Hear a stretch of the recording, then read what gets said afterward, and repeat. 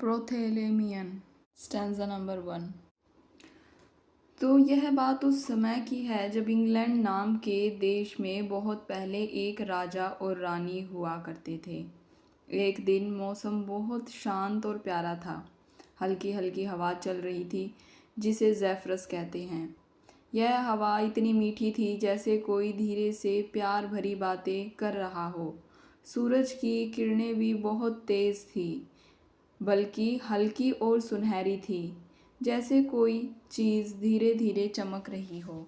लेकिन इस प्यारे मौसम में एक राजकुमार बहुत उदास था। उसका मन किसी काम में नहीं लग रहा था। वह अकेला बैठा हुआ था और उसे लग रहा था जैसे उसका जीवन बिना किसी खुशी के खाली खाली सा है।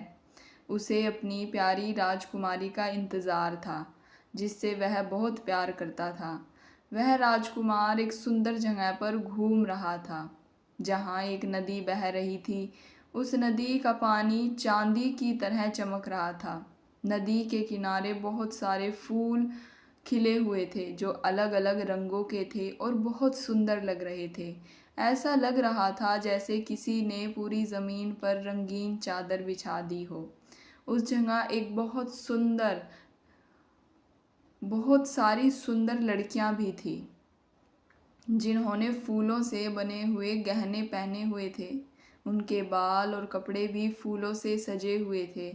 ऐसा लग रहा था जैसे परियां घूम रही हों।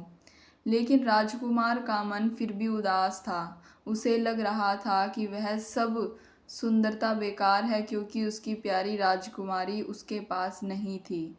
उसे अपनी राजकुमारी की बहुत याद आ रही थी और उसका दिल बेचैन हो रहा था।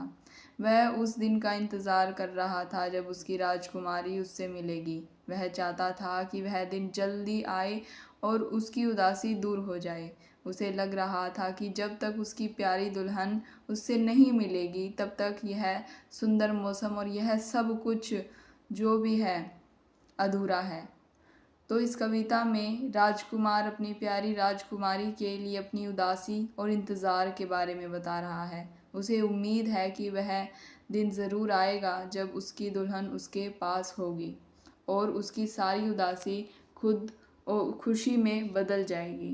यानी जो भी उसकी उदासी है वो खुशी में बदल जाएगी।